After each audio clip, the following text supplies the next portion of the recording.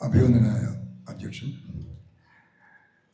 സദസ്സിലും വേദിയിലുമുള്ള മാന്യ സുഹൃത്തുക്കളെ, എനിക്ക് ഒരു 10-12 വർഷം മുമ്പ് വരെ ഒരു വിശ്വാസമുണ്ടായിരുന്നു.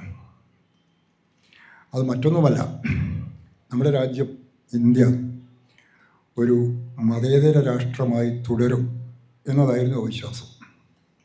പക്ഷേ ഇന്ന് എനിക്ക് ആ വിശ്വാസം അത്രയില്ല. ഒരു 10-15 വർഷമായിട്ട് ആ വിശ്വാസം എനിക്ക് നഷ്ടപ്പെട്ടുകൊണ്ടിരിക്കുകയാണ്. അതിന് ചില കാരണങ്ങളുണ്ട്. ഒന്നാമത്തെ കാരണം, ഇന്ത്യയിൽ മതേതര പാർട്ടികൾ എന്ന് പറയുന്ന പാർട്ടികൾ, കോൺഗ്രസ് പോലുള്ള പാർട്ടികൾ, ഇടതുപക്ഷ പാർട്ടികളൊക്കെ അനുക്രമം ക്ഷയിച്ചുകൊണ്ടിരിക്കുകയാണ്. അവർ വളരുകയല്ല, തളരുകയാണ് ചെയ്യുന്നത്. അതാണ് ഒരു കാരണം. രണ്ടാമത്തെ കാരണം, ഇന്ത്യയിൽ ഏതാണ്ട് 1-2 ദശാബ്ദമായിട്ട് ചില നേതാക്കന്മാർ, വലതുപക്ഷത്തുള്ള ചില നേതാക്കന്മാർ നമ്മുടെ ഭരണഘടനയുടെ ആമുഖത്തിൽ നിന്ന് 2 പദങ്ങൾ നീക്കം ചെയ്യണം എന്നാവശ്യപ്പെട്ടുകൊണ്ട് കോടതിയെ സമീപിച്ചിട്ടുണ്ട്. ആ 2-3 പേരിൽ പ്രധാനികളാണ് BJP നേതാക്കന്മാരായ സുബ്രഹ്മണ്യം സ്വാമിയും അശ്വിനി കുമാർ ചതോപാധ്യായും BJP-കാരനല്ലാത്ത ഡോക്ടർ ബൽറാം സിംഗും. അവർ പറയുന്നത് ഭരണഘടനയിലെ സെക്യുലർ, സോഷ്യലിസ്റ്റ് എന്നീ പദങ്ങൾ നീക്കം ചെയ്യണം എന്നാണ്. അത് സംബന്ധിച്ച് സുപ്രീം കോടതി വിധി വന്നു 2024 നവംബർ 25. അങ്ങോട്ട് ഞാൻ പിന്നെ വരാം. എന്തുകൊണ്ടാണ് അവർ ഈ പദങ്ങൾ നീക്കം ചെയ്യണമെന്ന് ആവശ്യപ്പെടുന്നത്? അവിടെ പ്രധാനപ്പെട്ട വാദം, ഇന്ത്യയുടെ ആമുഖത്തിൽ 1949 ജനുവരി 26 നമ്മുടെ ഭരണഘടന അംഗീകരിക്കപ്പെട്ട ദിവസം, ആ കാലത്ത് ഭരണഘടനയുടെ ആമുഖത്തിൽ ഇല്ലാത്ത പദങ്ങളാണ് സോഷ്യലിസ്റ്റ്, സെക്യുലർ എന്നീ പദങ്ങൾ.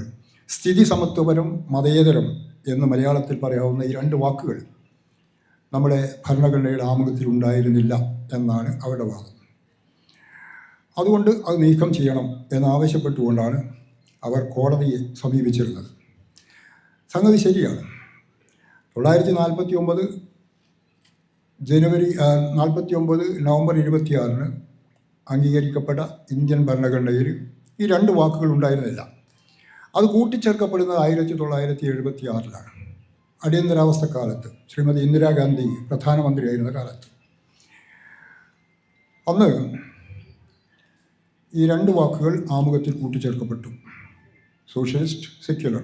അതുവരെ നമ്മുടെ ആമുഖം തുടങ്ങിയിരുന്നത് എല്ലാവർക്കും അറിയാവുന്ന പോലെ we the people of India എന്ന് ഇംഗ്ലീഷിൽ തുടങ്ങുന്ന ആമുഖം മലയാളത്തിൽ പറയുകയാണെങ്കിൽ ഞങ്ങൾ ഇന്ത്യയിലെ ജനങ്ങൾ ഇന്ത്യയെ ഒരു പരമാധികാര ജനാധിപത്യ റിപ്പബ്ലിക്കായി രൂപവൽക്കരിക്കാൻ ദൃഢനിശ്ചയം ചെയ്തു. ഇതാണ് ആദ്യത്തെ വാചകം. ഇന്ത്യൻ ഭരണഘടനയിലെ ആമുഖത്തിൽ വരുന്ന ആദ്യത്തെ വാചകമാണിത്. തീർച്ചയായിട്ടും ആ വാചകത്തിൽ ഈ പറയുന്ന 2 വാക്കുകളില്ല. പരമാധികാര ജനാധിപത്യ റിപ്പബ്ലിക്, ഈ 3 വാക്കുകളാണ്. പിന്നീട് 1976 ഭരണഘടനയുടെ 42ാം ഭേദഗതി വഴിയാണ് ആമുഖത്തിൽ ഇന്ത്യയിലെ ജനങ്ങളായ നാം ഇന്ത്യയെ ഒരു സോഷ്യലിസ്റ്റ്, ഒരു പരമാധികാര സോഷ്യലിസ്റ്റ്, സെക്യുലർ ജനാധിപത്യ റിപ്പബ്ലിക്കായി രൂപവൽക്കരിക്കാൻ ദൃഢനിശ്ചയം ചെയ്തു എന്ന് പറയുന്നത്. അപ്പോൾ ഈ വാക്ക്, നേരത്തെ ഇല്ലാത്ത ഈ വാക്കുകൾ നീക്കം ചെയ്യണം എന്നവർ ആവശ്യപ്പെടുന്നു.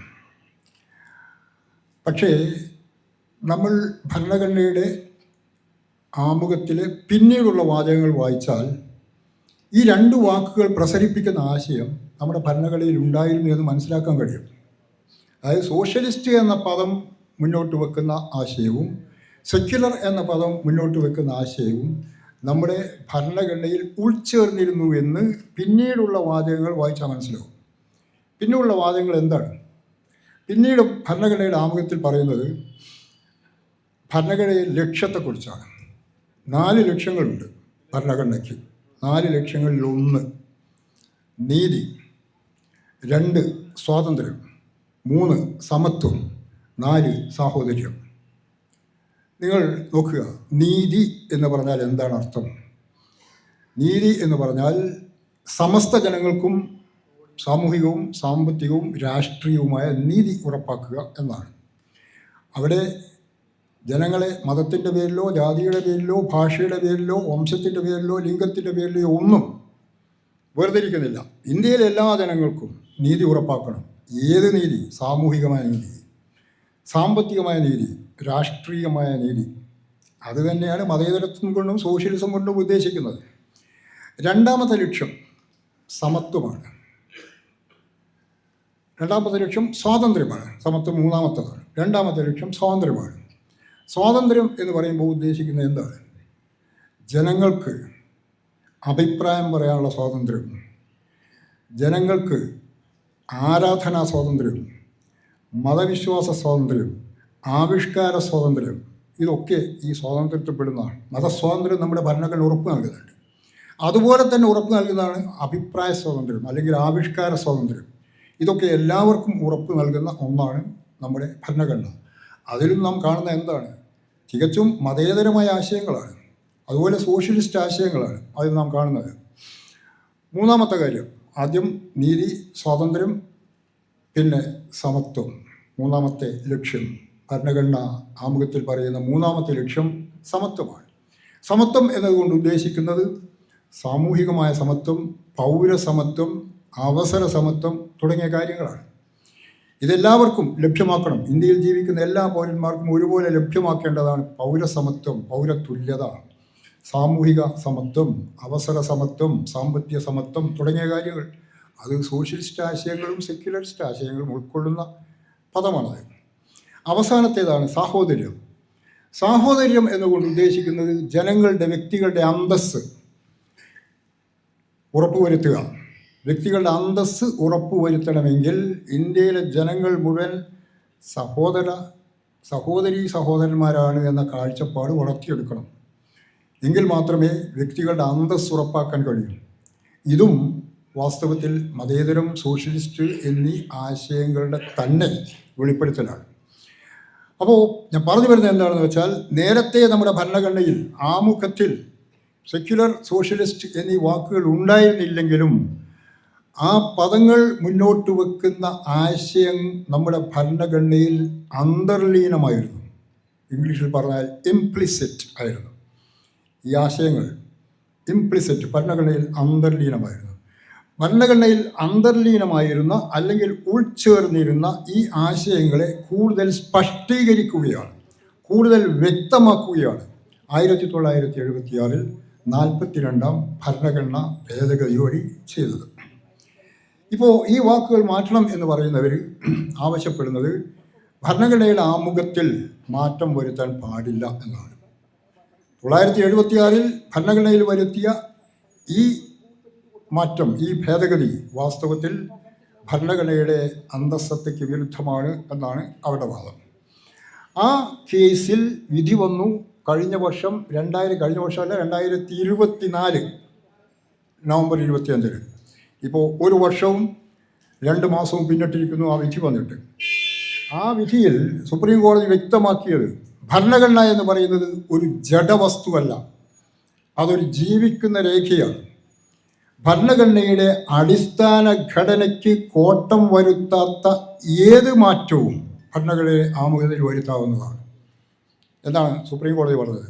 അപ്പോൾ ഭരണഘടനയുടെ അടിസ്ഥാന ഘടനയ്ക്ക് മാറ്റം വരുത്താത്ത 2 പദങ്ങളാണ് സെക്യുലർ, സോഷ്യലിസ്റ്റ് എന്നീ പദങ്ങൾ. അതുകൊണ്ട് അത് കൂട്ടിച്ചേർക്കപ്പെട്ടത് തികച്ചും നിയമവിധേയമാണ് എന്നാണ് 2024 നവംബർ 25 ആ പരമോന്നത ന്യായാസനത്തിൻ്റെ വിധിയിൽ വ്യക്തമാക്കിയിരിക്കുന്നത്.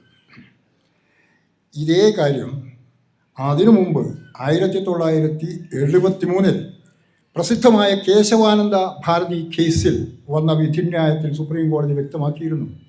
അന്ന് സുപ്രീം കോടതി പറഞ്ഞു, ആ ജഡ്ജ്മെൻറ്റിനെ കുറിച്ച് തന്നെ പറയുന്നത്, അതായത് കേശവാനന്ദ ഭാരതി കേസിലെ ജഡ്ജ്മെൻറ്റിനെ കുറിച്ച്, ആ വിധിന്യായത്തെക്കുറിച്ച് പറയുന്നത് ബേസിക് സ്ട്രക്ചർ ജഡ്ജ്മെൻറ്റ് എന്നാണ്. അടിസ്ഥാന ഘടനാ വിധിന്യായം, ഭരണഘടനയുടെ അടിസ്ഥാന ഘടനയെക്കുറിച്ച് പ്രതിപാദിക്കുന്ന വിധിന്യായമായിരുന്നു അത്. ഈ അടിസ്ഥാന ഘടനയ്ക്ക് കോട്ടം വരുത്താൻ ആർക്കും അവകാശമില്ല. പാർലമെൻറ്റിനും അവകാശമില്ല, ആർക്കും അവകാശമില്ല. ഒരു കോട്ടവും വരുത്താതെ, അടിസ്ഥാന ഘടനയ്ക്ക് കോട്ടം വരുത്താത്ത ഏത് ഭേദഗതിയും ഭരണഘടനയിലാവാം എന്നാണ് കേശവാനന്ദ ഭാരതി കേസിലും അന്ന് സുപ്രീം കോടതി പറഞ്ഞത്. ഈ വസ്തുതകളൊക്കെ നമ്മുടെ കൺമുമ്പിലിരിക്കെ, രാഷ്ട്രത്തിൻ്റെ കൺമുന്നിലിരിക്കെയാണ് ചില വ്യക്തികളും ചില പ്രസ്ഥാനങ്ങളും ഇന്ത്യൻ ഭരണഘടനയുടെ ആമുഖത്തിൽ നിന്ന് സെക്യുലർ എന്ന വാക്കും സോഷ്യലിസ്റ്റ് എന്ന വാക്കും നീക്കം ചെയ്യണം എന്ന് പറഞ്ഞുകൊണ്ട് പല തലങ്ങളിലും പ്രവർത്തിച്ചു കൊണ്ടിരിക്കുന്നത്. ഒരുപക്ഷെ നിങ്ങൾ പത്രത്തിൽ വായിച്ചു ഓർക്കുന്നുണ്ടാവും, 2025 ജൂൺ 26 അടിയന്തരാവസ്ഥ വാർഷികത്തോടനുബന്ധിച്ച് RSSൻ്റെ ജനറൽ സെക്രട്ടറി ഹൊസബളെ ഒരു പ്രസംഗം നടത്തി ഡൽഹിയിൽ. ആ പ്രസംഗത്തിൽ അദ്ദേഹം പറഞ്ഞത് സെക്യുലർ, സോഷ്യലിസ്റ്റ് എന്നീ വാക്കുകൾ ഭരണഘടനയിൽ നീക്കം ചെയ്യണം എന്നാണ്. RSSൻ്റെ ജനറൽ സെക്രട്ടറി എന്ന് പറഞ്ഞാൽ ആധുനിക ഇന്ത്യയെ സംബന്ധിച്ചിടത്തോളം, വർത്തമാനകാല ഇന്ത്യയെ സംബന്ധിച്ചിടത്തോളം വളരെ പ്രധാനപ്പെട്ട വ്യക്തിയാണ്. ഇന്ത്യയിലെ ഏറ്റവും വലിയ ഒരു പ്രസ്ഥാനത്തിൻ്റെ ജനറൽ സെക്രട്ടറിയാണ് ഹൊസബള. ആ ഹൊസബളയാണ് കഴിഞ്ഞ അടിയന്തരാവസ്ഥ വാർഷികത്തിൽ ഡൽഹിയിൽ നടത്തിയ ഒരു പ്രസംഗത്തിൽ ഇക്കാര്യം പറഞ്ഞത്. മാറ്റണം ആ വാക്കുകൾ എന്ന്. അതേ ആവശ്യം അന്നത്തെ ഉപരാഷ്ട്രപതിയായിരുന്ന ധൻകർ, അദ്ദേഹം പിന്നീട് രാജിവെച്ചു, ധൻകർ, അതുപോലെ ചില കേന്ദ്രമന്ത്രിമാർ, BJP-ക്കാരായ കേന്ദ്രമന്ത്രിമാരും പറഞ്ഞു ഈ വാക്കുകൾ ഭരണഘടനയിൽ നിന്ന് നീക്കം ചെയ്യണം എന്ന്. അവരൊക്കെ ആവശ്യപ്പെടുന്നത് ഇന്ത്യ ഒരു സെക്യുലർ സോഷ്യലിസ്റ്റ് രാഷ്ട്രമായിട്ട് നിലനിന്നുകൂടാ എന്നാണ്.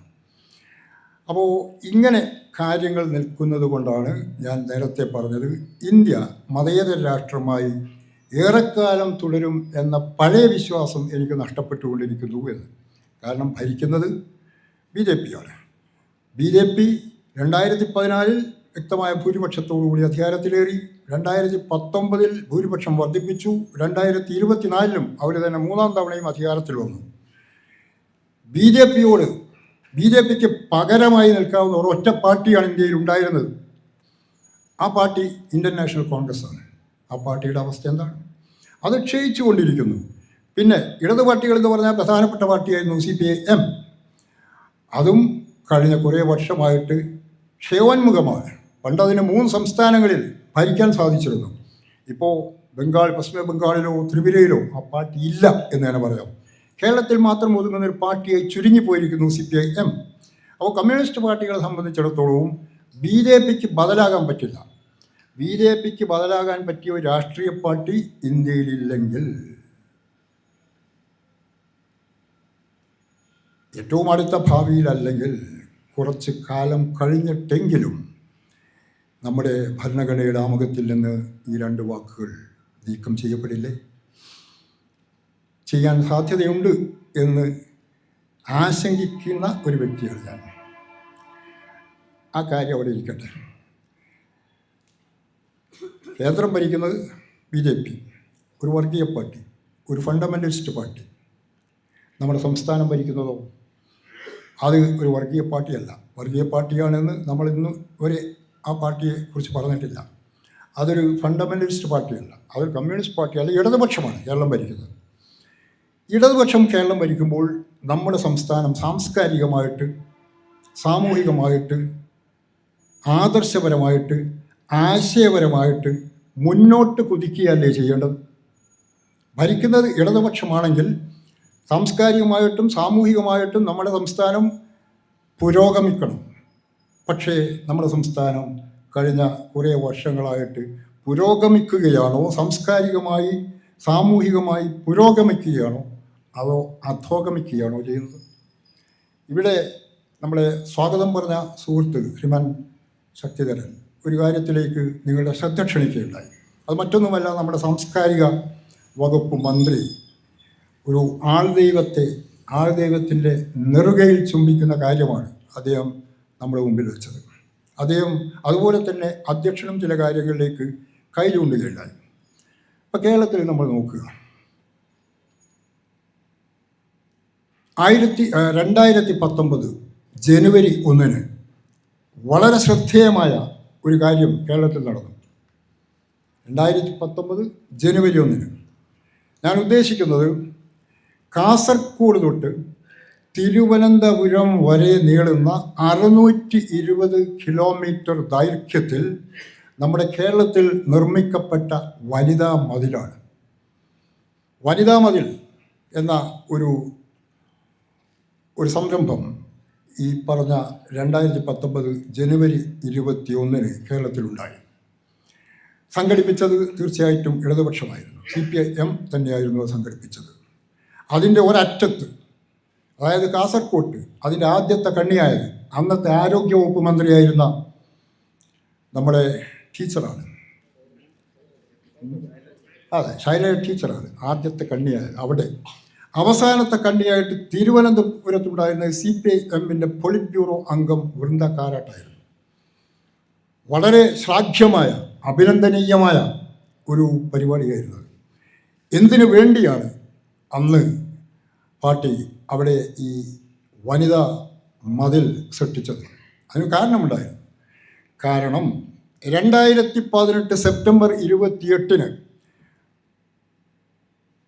വളരെ ശ്രദ്ധേയമായ ഒരു സുപ്രീം കോടതി വിധി വന്നു. ചരിത്രവിധി എന്നൊക്കെ പത്രങ്ങൾ എഴുതിയ, ചാനലുകൾ വിശേഷിപ്പിച്ച ഒരു വിധി വന്നു 2018 സെപ്റ്റംബർ 28. ഞാൻ സൂചിപ്പിക്കുന്നത് ശബരിമല വിധിയെക്കുറിച്ചാണ്. ശബരിമല വിധി എന്ന് പറഞ്ഞാൽ തീർച്ചയായിട്ടും സ്വാഗതം ചെയ്യേണ്ട ഒരു വിധിയായിരുന്നു. അന്ന് ആ വിധിയിൽ സുപ്രീം കോടതി പറഞ്ഞത് ഏത് പ്രായത്തിൽപ്പെട്ട സ്ത്രീകൾക്കും ശബരിമല ക്ഷേത്രത്തിൽ പ്രവേശിക്കുവാനുള്ള സ്വാതന്ത്ര്യമുണ്ട് എന്നാണ്. അവകാശമുണ്ട്, അധികാരമുണ്ട് എന്നാണ്. ഉണ്ടല്ലോ. കാരണം നമ്മുടെ ഭരണഘടനയുടെ 14-ാം വകുപ്പ് അനുസരിച്ച് സ്ത്രീ പുരുഷ സമത്വം, ലിംഗസമത്വം അംഗീകരിക്കപ്പെട്ടിരിക്കുന്നു. ലിംഗത്തിൻ്റെ പേരിൽ, സ്ത്രീയാണെന്നതിൻ്റെ പേരിൽ ആർക്കും ഒരവകാശവും നിഷേധിക്കാൻ പാടില്ല. ആ നിലയ്ക്ക് നോക്കുമ്പോൾ ശബരിമലയിൽ ഏത് പ്രായത്തിൽപ്പെട്ട സ്ത്രീകൾക്കും വേണമെങ്കിൽ പ്രവേശിക്കാം, പോകാം. അതിന് സ്വാതന്ത്ര്യമുണ്ടായിരിക്കണം എന്ന് വ്യക്തമാക്കുന്ന വിധിയാണ് 2018 സെപ്റ്റംബർ 28 വന്നത്. ആ വിധിയെ സ്വാഗതം ചെയ്ത ആരാ?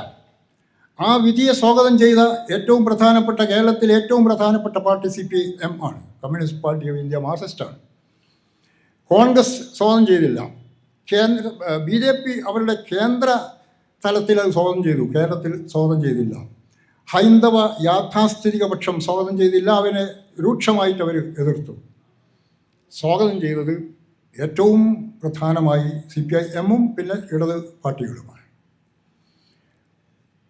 അവർ അന്ന് വനിതാ മതിൽ സൃഷ്ടിച്ചത് നവോത്ഥാനം എന്ന വാക്ക്, നവോത്ഥാന മൂല്യങ്ങൾ സംരക്ഷിക്കുക എന്ന മുദ്രാവാക്യം ഉയർത്തിക്കൊണ്ടാണ്. നവോത്ഥാന മൂല്യങ്ങൾ സംരക്ഷിക്കുന്നതിന്, കേരളം സ്വായത്തമാക്കിയ നവോത്ഥാന മൂല്യങ്ങൾ സംരക്ഷിക്കുന്നതിന്, സ്ത്രീ പുരുഷ സമത്വം എന്ന മൂല്യം സംരക്ഷിക്കുന്നതിന് വേണ്ടിയാണ് ഈ 2019 ജനുവരി 1 കാസർഗോഡ് തൊട്ട് തിരുവനന്തപുരം വരെയുള്ള ആ ദൈർഘ്യമേറിയ വനിതാ മതിൽ സൃഷ്ടിച്ചത്. ആ വനിതാ മതിൽ പങ്കെടുത്ത എല്ലാ സ്ത്രീകളും അന്ന് ഒരു പ്രതിജ്ഞ ചെയ്തു, തങ്ങൾ എന്ത് വില കൊടുത്തും കേരളത്തിൻ്റെ നവോത്ഥാന മൂല്യങ്ങൾ സംരക്ഷിക്കും എന്ന്. പക്ഷേ എന്താ സംഭവിച്ചത്? സംഭവിച്ചത് എന്താണെന്ന് ഞാൻ പറയേണ്ടതില്ല, നിങ്ങൾക്കൊക്കെ അറിയാം. 2019 ജനുവരി 1 കഴിഞ്ഞ് 4 മാസം പിന്നിടുമ്പോൾ 2019 ഏപ്രിൽ മെയ് മാസങ്ങളിൽ പാർലമെൻറ്റ് ഇലക്ഷൻ നടന്നു, ലോക്സഭാ തെരഞ്ഞെടുപ്പ് നടന്നു. ലോക്സഭാ തെരഞ്ഞെടുപ്പിൽ കേരളത്തിൽ മാത്രമാണല്ലോ CPIM ഉള്ളത്.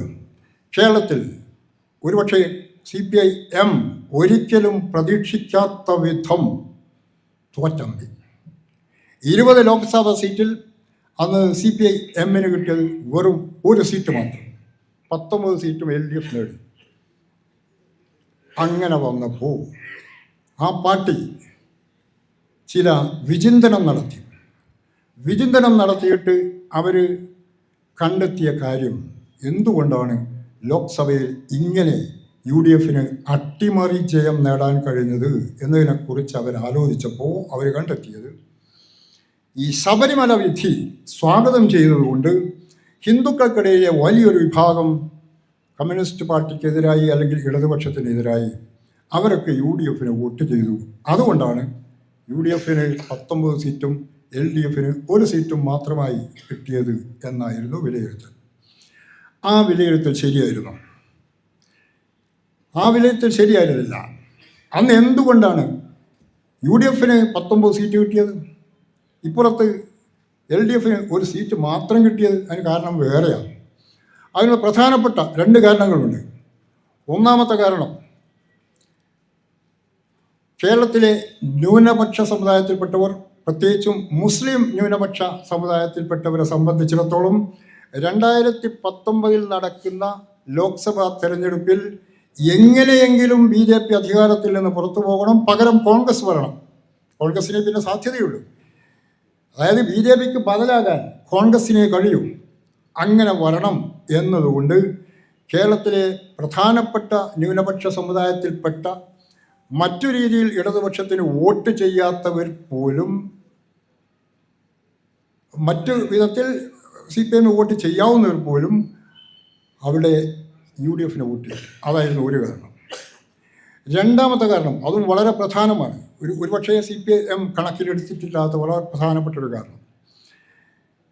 ഈ വിധി വന്നപ്പോൾ, ശബരിമല വിധി വന്നപ്പോൾ, അന്ന് CPM അതിൻ്റെ പ്രധാനപ്പെട്ട നേതാക്കൾ, മുഖ്യമന്ത്രി ഉൾപ്പെടെയുള്ള നേതാക്കൾ ആ വിധിയെ സ്വാഗതം ചെയ്തപ്പോൾ സമസ്ത കേരള ജംഇയ്യത്തുൽ ഉലമ എന്ന് പറയുന്ന ഒരു സംഘടനയുണ്ട് മുസ്ലിങ്ങൾക്കിടയിൽ. അത് പ്രധാനപ്പെട്ട സംഘടനയാണ്. മുസ്ലിം ലീഗിൻ്റെ നട്ടെല്ല് എന്ന് വിശേഷിപ്പിക്കുന്ന സംഘടനയാണ് ഈ സമസ്ത കേരള ജംഇയ്യത്തുൽ ഉലമ എന്ന സംഘടന. ആ സംഘടനയുടെ സമ്മേളനം നടന്നു കോഴിക്കോട്ടെ മുതലക്കുളം മൈതാനിയിൽ. ആ സമ്മേളനത്തിൽ അതിൻ്റെ പ്രസിഡന്റ് ജിഫ്രി മുത്തുക്കോയ തങ്ങൾ നടത്തിയ പ്രസംഗത്തിൽ പറഞ്ഞു, ഇപ്പോൾ ചില ആളുകൾ എന്ന് പറയുമ്പോൾ ഉദ്ദേശിക്കുന്നത് CPM-കാരെ കുറിച്ചാണ്. ചില ആളുകൾ, അതിൻ്റെ നേതാക്കൾ, ആ പാർട്ടിയുടെ നേതാക്കളൊക്കെ പറയുന്നുണ്ട്, ശബരിമലയിൽ സുപ്രീം കോടതി പറഞ്ഞു എല്ലാ സ്ത്രീകൾക്കും പ്രവേശനം നൽകണമെന്ന്. ആ കാര്യം ചൂണ്ടിക്കാട്ടിക്കൊണ്ട് മുസ്ലിം പള്ളികളിൽ സ്ത്രീകൾക്ക് പ്രവേശനം നൽകണം എന്ന് പറഞ്ഞാരും മുന്നോട്ട് വരണ്ട, ഒരു ഭീഷണിയായിരുന്നു. അതായത് CPM പറഞ്ഞു ശബരിമല വിധി വന്നപ്പോൾ അവിടെ സ്ത്രീകൾക്ക് പ്രവേശനം നൽകണം, എല്ലാ സ്ത്രീകൾക്കും, ഏത് പ്രായത്തിൽപ്പെട്ട സ്ത്രീകൾക്കും പ്രവേശനം നൽകണമെന്ന് പറഞ്ഞു. ഇപ്പുറത്ത് ഞാൻ ഈ പറയുന്ന സമസ്ത കേരള ജംഇയ്യത്തുൽ ഉലമ പോലുള്ള മുസ്ലിങ്ങൾക്കിടയിലെ യാഥാസ്ഥിതിക സംഘടനകൾ സ്ത്രീകൾ പള്ളിയിൽ പ്രവേശിക്കാൻ പാടില്ല എന്ന് പറയുന്നവരാണ്.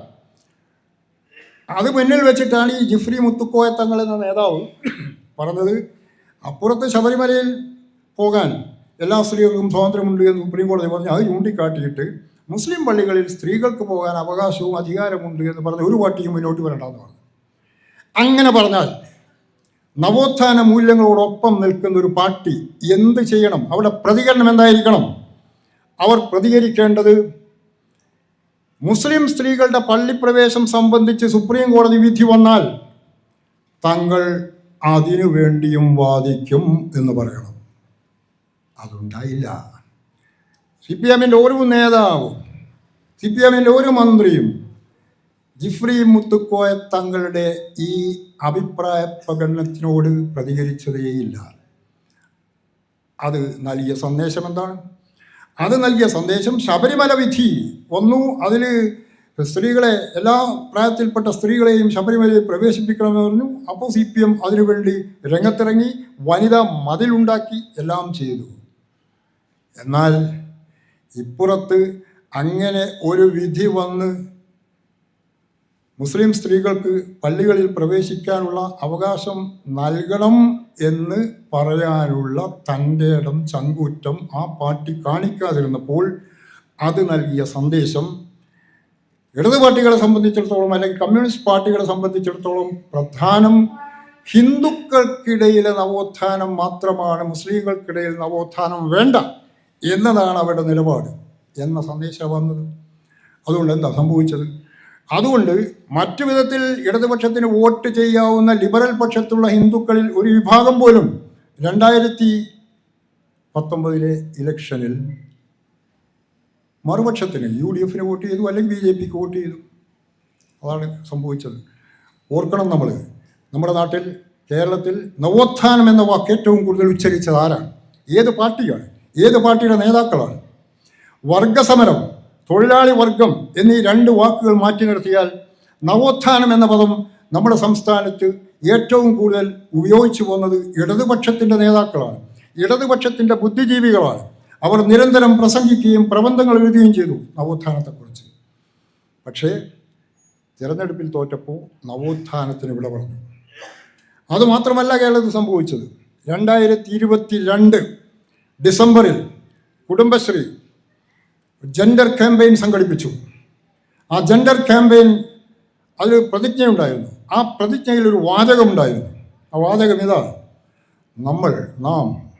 അതായത് കുടുംബശ്രീയാണ് സംഘടിപ്പിക്കുന്നത്, സ്ത്രീകളാണ് സംഘടിപ്പിക്കുന്നത്.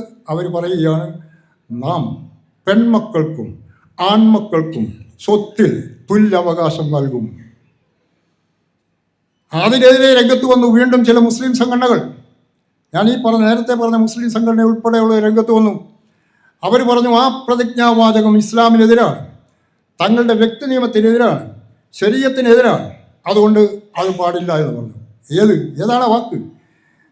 നമ്മൾ ആൺകുട്ടികൾക്കും പെൺകുട്ടികൾക്കും സ്വത്തിൽ തുല്യ അവകാശം നൽകും എന്ന പ്രതിജ്ഞാവാചകം പാടില്ല എന്ന് പറഞ്ഞു.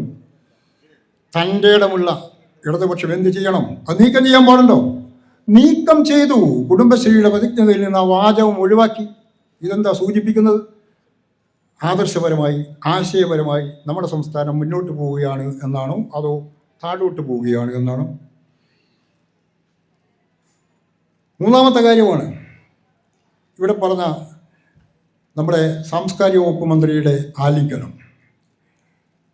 ആൾദൈവത്തെക്കുറിച്ച്, ആൾദൈവ സംസ്കാരത്തെക്കുറിച്ച് കേരളത്തിൽ ഏറ്റവും കൂടുതൽ പ്രസംഗിച്ചത്, ഏറ്റവും കൂടുതൽ പ്രബന്ധങ്ങൾ എഴുതിയത്, ഏറ്റവും കൂടുതൽ സെമിനാറുകൾ നടത്തിയത്, ഏറ്റവും കൂടുതൽ സമ്മേളനങ്ങൾ നടത്തിയ ആരാണ്? ഇടതുപക്ഷമാണ്, പ്രത്യേകിച്ച് CPIM ആണ്. CPIMൻ്റെ സംഘടനയായ പുരോഗമന കലാ സാഹിത്യ സംഘമാണ്.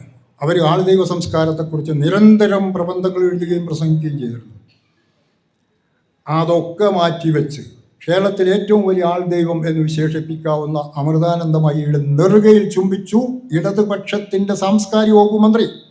ആ മന്ത്രി അമൃതാനന്ദമയിയുടെ നെറുകയിൽ ചുംബിച്ചപ്പോൾ അദ്ദേഹം അമൃതാനന്ദമയി എന്ന വ്യക്തിയുടെ നെറുകയിലല്ല ചുംബിച്ചത്, മറിച്ച് അന്ധവിശ്വാസത്തിൻ്റെ നെറുകയിലാണ്, ശാസ്ത്രവിരുദ്ധതയുടെ നെറുകയിലാണ്, മതേതരത്വ വിരുദ്ധയുടെ നെറുകയിലാണ് സാംസ്കാരിക വകുപ്പ് മന്ത്രി ചുംബിച്ചത്. കേരളം എങ്ങോട്ടാണ് പോകുന്നത്? സാംസ്കാരികമായിട്ട്, സാമൂഹികമായിട്ട്, ആദർശപരമായിട്ട്, ആശയപരമായിട്ട് മുന്നോട്ടോ അതോ താഴോട്ടോ? മുന്നോട്ടാണെന്ന് പറയാൻ ആർക്കെങ്കിലും കഴിയുമോ? മുന്നോട്ടല്ല കേരളം പോകുന്നത്, താഴോട്ട് തന്നെയാണ്. നമുക്ക് വീണ്ടും കേന്ദ്രത്തിൻ്റെ കാര്യത്തിലേക്ക് ഒന്ന് തിരിച്ചു പോകാം. കേന്ദ്രം, ഞാൻ പറഞ്ഞല്ലോ, ഭരണഘടനയിൽ മാറ്റം വേണമെന്ന് പറയുന്നവർ കേന്ദ്രം ഭരിക്കുന്നവരുടെ കൂട്ടത്തിലുണ്ട്. ആ ഭരണഘടനയിലെ ആമുഖത്തിലെ മാറ്റം യാഥാർത്ഥ്യമായാൽ പിന്നെ എന്താ സംഭവിക്കുക? ഇപ്പോൾ ഭരണഘടനയിൽ നിന്ന് സെക്യുലർ എന്ന വാക്ക് ഒഴിവാക്കുന്നു, പകരം എന്താ വരിക? ഇപ്പോൾ നമ്മുടെ ഭരണഘടനയുടെ ആമുഖത്തിൽ പറയുന്നത് India is a sovereign, socialist, secular, democratic republic എന്നാണ്. ഈ രണ്ട് വാക്കുകൾ ഒഴിവാക്കുന്നു, സെക്യുലർ, സോഷ്യലിസ്റ്റ്. പിന്നെ എന്താണ് അവിടെ വരിക? ആ വാക്ക് ഒഴിവാക്കിയാൽ ഒരുപക്ഷേ അവിടെ കൂട്ടിച്ചേർക്കപ്പെടുക India is a sovereign religious state. ഒരു സാധ്യത. India is a sovereign religious state. India ഒരു പരമാധികാര മതാധിഷ്ഠിത രാഷ്ട്രമാണ്. ഒരു സാധ്യത. രണ്ടാമത്തെ സാധ്യത, India is a sovereign Hindu state, sovereign Hindu republic. Pakistan പോലെ, ഇറാൻ പോലെ, മൗറിറ്റാനിയ പോലെ, അഫ്ഗാനിസ്ഥാൻ പോലെ, അതൊക്കെ ഇസ്ലാമിക് റിപ്പബ്ലിക്കുകളാണ്, അല്ലെങ്കിൽ മുസ്ലിം റിപ്പബ്ലിക്കുകളാണ്. അതുപോലെ ഇന്ത്യ ഒരു ഹിന്ദു റിപ്പബ്ലിക്കായി തീരും. ഹിന്ദു റിപ്പബ്ലിക്കായി തീരുക എന്ന് പറഞ്ഞാൽ എന്താ അർത്ഥം? പാകിസ്ഥാൻ ഒരു ഇസ്ലാമിക് റിപ്പബ്ലിക്കാണ്. ഇസ്ലാമിക് റിപ്പബ്ലിക് എന്ന് പറയുമ്പോൾ പാകിസ്ഥാനിൽ 2 തരം പൗരന്മാരുണ്ട് എന്നാണ് അർത്ഥം. മുസ്ലിങ്ങൾ എന്ന പൗരന്മാർ വേറെ, അമുസ്ലിങ്ങൾ വേറെ. അമുസ്ലിങ്ങൾക്ക് മുസ്ലിം പൗരന്മാർക്കുള്ള എല്ലാ അവകാശങ്ങളും അനുവദിക്കപ്പെടുന്നില്ല. അതുതന്നെയാണ് ഇറാനിലെ അവസ്ഥ. Iran Islamic റിപ്പബ്ലിക്കാണ്. 1979 ഖൊമൈനിയുടെ ഇസ്ലാമിക വിപ്ലവത്തിന് ശേഷം ഇറാൻ ഒരു നേരത്തെ സെക്യുലർ റിപ്പബ്ലിക്കായിരുന്ന ഇറാൻ ഇസ്ലാമിക് റിപ്പബ്ലിക്കാണ്. അഫ്ഗാനിസ്ഥാൻ ഒരു ഇസ്ലാമിക് എമിറേറ്റ് ആണ്. എന്നുവെച്ചാൽ ഇസ്ലാമിക് റിപ്പബ്ലിക് ഒരു ഇസ്ലാമിക രാജ്യം, ഇസ്ലാമിക രാഷ്ട്രമാണ്. മൗറിറ്റാനിയ മറ്റൊരു ഇസ്ലാമിക രാഷ്ട്രമാണ്. അവിടെയൊക്കെ അവസ്ഥ ഇതാണ്. അവിടെയൊന്നും ഏറ്റവും തലപ്പത്തുള്ള ഒരു ഭരണാധികാരിയും അമുസ്ലിങ്ങളാവില്ല. പാകിസ്ഥാനിൽ ഒരു മുസ്ലിം പ്രസിഡന്റ് ഉണ്ടായിട്ടില്ല, മുസ്ലിം പ്രധാനമന്ത്രി ഉണ്ടായിട്ടില്ല. ഇന്ത്യയിൽ അതൊക്കെ ഉണ്ടായിട്ടുണ്ട്. മുസ്ലിം പ്രധാനമന്ത്രി ഉണ്ടായിട്ടില്ലെങ്കിലും സിഖ് പ്രധാനമന്ത്രി ഉണ്ടായിട്ടുണ്ട്. മുസ്ലിങ്ങളായിട്ടുള്ള പലരും ഇന്ത്യയുടെ രാഷ്ട്രപതിമാരായിട്ടുണ്ട്. അതൊക്കെ നമ്മുടെ രാഷ്ട്രം സംഭവിച്ചിട്ടുണ്ട്. അപ്പോൾ സെക്യുലർ എന്ന വാക്കിന് പകരം ഹിന്ദു എന്ന വാക്ക് വന്നാൽ ഇന്ത്യ പിന്നെ ഒരു മതാധിഷ്ഠിത രാഷ്ട്രമായി തീരും. അതിനുള്ള പല പ്രവർത്തനങ്ങളും അണിയറയിൽ വളരെ സമർത്ഥമായിട്ട് സംഘടിപ്പിക്കപ്പെടുന്നുണ്ട്. അതിൽ ഏറ്റവും പ്രധാനപ്പെട്ട ഒന്നാണ് ഇന്ത്യയുടെ ചരിത്രത്തെ മതേതരമായി വ്യാഖ്യാനിക്കുന്നതിന് പകരം വർഗീയമായി വ്യാഖ്യാനിക്കുക എന്നത്. ഇപ്പോൾ കേരളത്തിൽ വിവാദം സൃഷ്ടിച്ച PMC സ്കൂൾ ഉണ്ടല്ലോ. അപ്പോൾ വിവാദം ഉണ്ടാക്കി കേരളത്തിൽ അത് വലിയ വിവാദം സൃഷ്ടിച്ചു. 2-3 മാസം മുമ്പ് PMC സ്കൂളിന് വേണ്ടി കേരള സംസ്ഥാനം, ഇടതുപക്ഷം ഭരിക്കുന്ന സംസ്ഥാനം ഫണ്ട് സ്വീകരിക്കാൻ വേണ്ടി PM-ശ്രീ എന്ന ആ വിദ്യാഭ്യാസ പദ്ധതി കേരളത്തിൽ നടപ്പാക്കുക എന്ന ആ ഒരു പ്രശ്നം വന്നപ്പോൾ വലിയ വിവാദമുണ്ട്. PM-ശ്രീ എന്ന് പറഞ്ഞാൽ prime minister schools four rising India എന്നാണ് അതിൻ്റെ ഫുൾ ഫോം. അതായത് ഉയരുന്ന ഇന്ത്യക്ക്, വളരുന്ന ഇന്ത്യക്ക് വേണ്ടിയുള്ള പ്രധാനമന്ത്രിയുടെ വിദ്യാലയങ്ങൾ എന്നാണ് അർത്ഥം. അങ്ങനെ വിദ്യാലയങ്ങൾ വരുമ്പോൾ തീർച്ചയായിട്ടും വളരെ നല്ല ഇൻഫ്രാസ്ട്രക്ചർ ഉണ്ടാവും, നല്ല കെട്ടിടങ്ങളുണ്ടാവും, നല്ല കളിസ്ഥലങ്ങളുണ്ടാവും, നല്ല വായനശാലകളുണ്ടാവും, നല്ല ലൈബ്രറി ഉണ്ടാവും, അതൊക്കെ ശരിയാണ്. നല്ല ലാബുകളുണ്ടാവും, അതൊക്കെ ശരിയാണ്. പക്ഷേ അവിടെ നടപ്പാക്കപ്പെടുന്ന സിലബസ്, ഇപ്പോൾ കേരളത്തിലുണ്ട് PMC സ്കൂളുകൾ. ഞാനിപ്പോൾ കണ്ണൂർ ഒരു മീറ്റിങ്ങിൽ കഴിഞ്ഞ മാസം പോയപ്പോൾ അതിൽ പങ്കെടുത്ത ഒരു സുഹൃത്തിനോട് പറയുകയുണ്ടായി, മാഹിയിൽ 2 PMC സ്കൂളുകളുണ്ട്. കേരളത്തിലുണ്ട് PMC സ്കൂളുകൾ. പക്ഷേ അത്തരം സ്കൂളുകളിലൊക്കെ പിന്തുടരുന്ന സിലബസ് NCERTയുടെ സിലബസാണ്. NCERTയുടെ സിലബസ് എന്ന് പറഞ്ഞാൽ നേരത്തെ കോൺഗ്രസ് ഭരിച്ചിരുന്ന കാലത്തുള്ളതുപോലുള്ള സിലബസ് അല്ല. കോൺഗ്രസിനോട് നമുക്ക് എതിർപ്പുണ്ടാവാം, ഇല്ലായിരിക്കാം. കോൺഗ്രസ് ഭരിച്ചിരുന്ന കാലത്ത് ഒരു കാര്യമുണ്ട്, ചരിത്രത്തെ അങ്ങനെ അങ്ങോട്ട് വർഗീയവൽക്കരിക്കാൻ പലപ്പോഴും അവർ മെനക്കെട്ടിട്ടില്ല. തീരെ ഇല്ല എന്നല്ല ഞാൻ പറയുന്നത്. പക്ഷേ ഇന്ത്യയുടെ ചരിത്രത്തെ കൂടുതൽ മതേതരമായി വ്യാഖ്യാനിക്കുന്ന ചരിത്രകാരന്മാരുടെ പുസ്തകങ്ങൾ, RS ശർമ്മയുടെ പുസ്തകങ്ങൾ, ബിപിൻ ചന്ദ്രയുടെ പുസ്തകങ്ങൾ, റൊമീള ഥാപ്പയുടെ പുസ്തകങ്ങൾ, ഇർഫാൻ ഹബീബിൻ്റെ പുസ്തകങ്ങൾ, അതുപോലെയുള്ള ചരിത്രകാരന്മാരുടെ ഇന്ത്യ ചരിത്രത്തെ തികച്ചും മതേതരമായ വീക്ഷണകോണിലൂടെ അവതരിപ്പിക്കുന്ന ചരിത്രകാരന്മാരുടെ പുസ്തകങ്ങളും അല്ലെങ്കിൽ ലേഖനങ്ങളും ഒക്കെ ഉൾപ്പെടുത്തപ്പെട്ടിരുന്നു. അതൊക്കെ നീക്കം ചെയ്യപ്പെട്ടു കഴിഞ്ഞു. അതുമാത്രമല്ല, നീക്കം ചെയ്യപ്പെടുന്ന ആരൊക്കെയാണ് നോക്കുക. എന്തൊക്കെ പറഞ്ഞാലും മതേതര ബഹുസ്വര ഇന്ത്യയുടെ പ്രമുഖ ശില്പി എന്ന് വിശേഷിപ്പിക്കാൻ അർഹതയുള്ള നേതാവ് ജവഹർലാൽ നെഹ്റുവാണ്. മഹാത്മാഗാന്ധി 1948 കൊല്ലപ്പെട്ടു. ശേഷം 1947 ശേഷം ഇന്ത്യയുടെ പ്രധാനമന്ത്രിയായി 17 വർഷക്കാലം ഇന്ത്യയിൽ പ്രധാനമന്ത്രിയായിരുന്ന നെഹ്റുവാണ് മതേതര ബഹുസ്വര ഇന്ത്യക്ക് അടിത്തറ പാകിയത്. അദ്ദേഹത്തെ ചരിത്രത്തിൽ നിന്ന് വെട്ടിമാറ്റിക്കഴിഞ്ഞു. അദ്ദേഹവുമായി ബന്ധപ്പെട്ട ഒരു സ്ഥാപനവും, ഒരു മ്യൂസിയവും, ഒരു ലൈബ്രറിയും, അദ്ദേഹത്തിൻ്റെ പേര് മുഴുവൻ ചരിത്രത്തിൽ നിന്ന് വെട്ടിമാറ്റപ്പെടുകയാണ്. അദ്ദേഹത്തെക്കുറിച്ച് പഠിച്ചുകൂടാ കുട്ടികൾ. പകരം VD സവർക്കറെ കുറിച്ച് പഠിക്കണം, ജവഹർലാൽ നെഹ്റുവിനെ കുറിച്ച് പഠിക്കേണ്ടതില്ല. അബുൽ കലാം ആസാദ് സ്വതന്ത്ര ഇന്ത്യയിൽ ആദ്യത്തെ വിദ്യാഭ്യാസ മന്ത്രിയാണ്. അദ്ദേഹം സെക്യുലർ പക്ഷത്ത് നിന്ന ആളാണ്. അദ്ദേഹത്തെക്കുറിച്ച് പഠിക്കേണ്ടതില്ല ഇപ്പോൾ കുട്ടികൾ. അതുപോലെ പലരും ചരിത്രത്തിൽ നിന്ന് വെട്ടിമാറ്റപ്പെടുന്നു. ചരിത്രത്തിലെ പല സംഭവങ്ങളും വെട്ടിമാറ്റപ്പെടുന്നു. മുഗൾ ചരിത്രം പഠിക്കേണ്ടതില്ല. അതുപോലെ ഡൽഹി സുൽത്താൻമാരുടെ ചരിത്രം പഠിക്കേണ്ടതില്ല. കാരണം അവരൊക്കെ മുസ്ലിങ്ങളാണ്. മുസ്ലിങ്ങളുമായി ബന്ധപ്പെട്ട ഒന്നും നമ്മുടെ കുട്ടികൾ പഠിക്കേണ്ടതില്ല. പിന്നെ എന്താ പഠിക്കേണ്ടത്? ഹിന്ദു ചക്രവർത്തിമാരുടെ ചരിത്രം പഠിക്കണം. അത് വളരെ വളരെ ചരിത്രവിരുദ്ധമായിട്ട് വ്യാഖ്യാനിച്ചുകൊണ്ട് ഹിന്ദു ചക്രവർത്തിമാരെ അങ്ങേയറ്റം മഹത്വവൽക്കരിക്കുന്ന പാഠങ്ങൾ ഉൾപ്പെടുത്തിക്കൊണ്ട് നമ്മുടെ കുട്ടികൾ പഠിക്കണം എന്ന രൂപത്തിലേക്ക് കാര്യങ്ങൾ മാറുന്നു.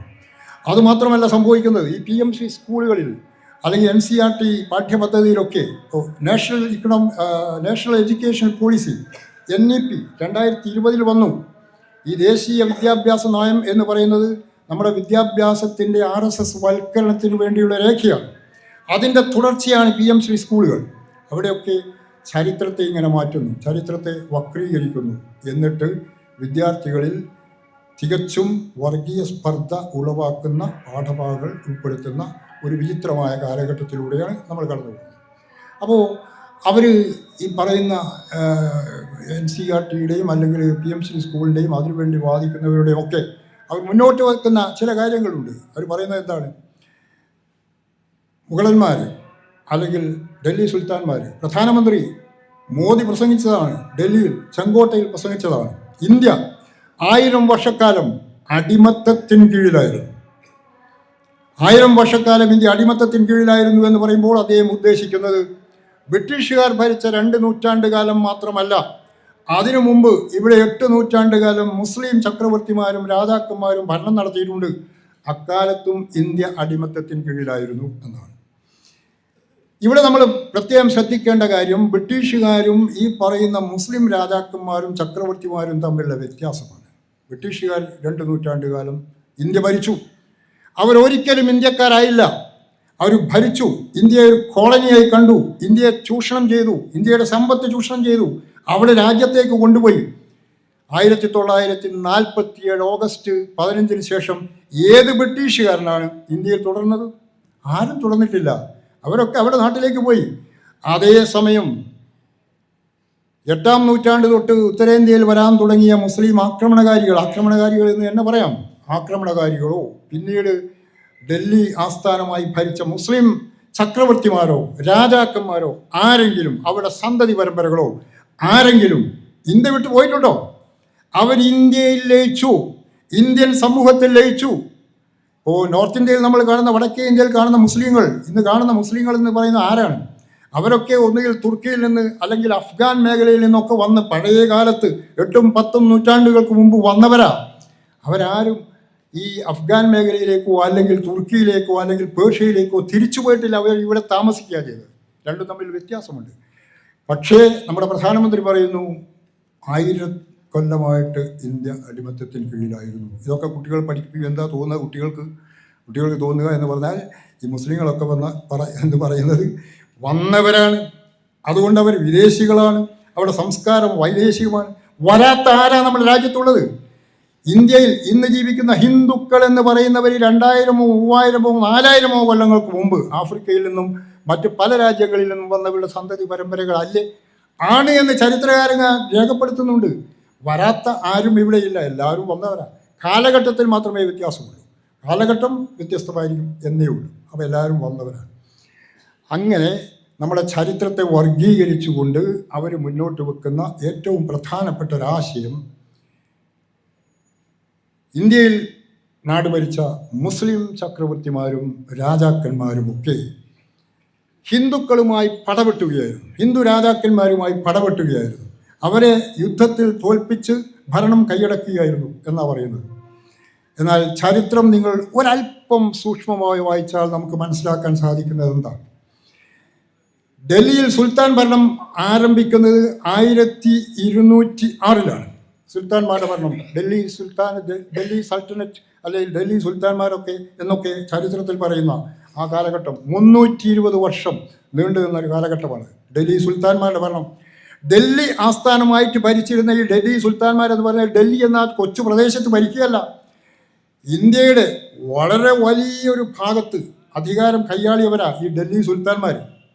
1206 തൊട്ട് 1526 1-ാം പാനിപ്പത്ത് യുദ്ധം നടക്കുന്നത് വരെ, ആ യുദ്ധത്തിൽ ബാബർ ജയിക്കുകയും മുഗൾ സാമ്രാജ്യം സ്ഥാപിക്കുകയും ചെയ്യുന്നത് വരെ 320 വർഷക്കാലം ഡൽഹിയിൽ ഭരിച്ചത് മുസ്ലിം സുൽത്താൻമാരാണ്. പക്ഷേ അവരാരുമായിട്ടാണ് യുദ്ധം ചെയ്തത്? 1206 ആദ്യം അവിടെ അധികാരത്തിൽ വരുന്നത് മുസ്ലിങ്ങളായ മംലൂക്ക് വംശത്തിൽപ്പെട്ട രാജാക്കന്മാരാണ്. മംലൂക്ക് വംശത്തിൽപ്പെട്ട മുസ്ലിം രാജാക്കന്മാരെ യുദ്ധത്തിൽ തോൽപ്പിച്ചിട്ടാണ് മുസ്ലിങ്ങളായ ഖിൽജി വംശത്തിൽപ്പെട്ട 2ാമത്തെ വിഭാഗം അധികാരത്തിലേറുന്നത്. നോക്കണം നമ്മൾ. അതായത് ഒരു മുസ്ലിം വിഭാഗത്തെ യുദ്ധത്തിൽ തോൽപ്പിച്ച് കൊന്നൊടുക്കിയിട്ടാ 2ാമത്തെ മുസ്ലിം വംശം അധികാരത്തിലേറുന്നത്. 3ാമത് തുഗ്ലക് വംശമാണ്, മുസ്ലിം വംശം. ഈ തുഗ്ലക് വംശം എങ്ങനെയാണ് അധികാരത്തിലെത്തുന്നത്? ഖിൽജി മുസ്ലിങ്ങളെ തോൽപ്പിച്ച് അവരെ പരാജയപ്പെടുത്തി അവരിൽ പലരെയും കൊലപ്പെടുത്തി അങ്ങനെയാണ് അവർ വരുന്നത്. ആ ഖിൽജിക്ക് ശേഷം തുഗ്ലക് വംശത്തിന് ശേഷം വരുന്നു സയ്യദ് വംശം. സയ്യദ് വംശം തോൽപ്പിക്കുന്നത് ഈ പറയുന്ന തുഗ്ലക്കുകളെയാണ്, അതും മുസ്ലിങ്ങൾ. ആ സയ്യദ് വംശത്തിന് ശേഷം 5ാമത്തെ സുൽത്താൻ വംശം നിലവിൽ വരുന്നു, ലോഡി വംശം. 5 സുൽത്താൻ വംശങ്ങളുണ്ട്. ആദ്യത്തേത് മംലൂക്ക് വംശം, 2ാമത്തേത് ഖിൽജി വംശം, 3ാമത്തേത് തുഗ്ലക് വംശം, 4ാമത്തേത് സയ്യിദ് വംശം, 5ാമത്തേത് ലോഡി വംശം. ലോഡി വംശവും മുസ്ലിങ്ങൾ. ഈ ലോഡി വംശത്തിലെ മുസ്ലിമായ ഇബ്രാഹിം ലോഡി എന്ന ഡൽഹിയിലെ ചക്രവർത്തിയ സുൽത്താൻ 1526 പാനിപ്പത്ത് എന്ന സ്ഥലത്ത് വെച്ച് യുദ്ധത്തിൽ ബാബർ എന്ന മുസ്ലിം തോൽപ്പിച്ചു, കൊലപ്പെടുത്തി. അങ്ങനെ അധികാരത്തിൽ വരുന്നത്, അങ്ങനെയാണ് മുഗൾ സാമ്രാജ്യം ഉണ്ടാകുന്നത്. ബാബർ എന്ന മുസ്ലിം യുദ്ധം നടത്തുന്ന ഏതെങ്കിലും ഹിന്ദു രാജാവിനോടല്ല, മറിച്ച് മുസ്ലിം ചക്രവർത്തിയോടാണ്. അങ്ങനെയാണ് ഈ പറയുന്ന മുഗൾ സാമ്രാജ്യം സ്ഥാപിക്കപ്പെടുന്നത്.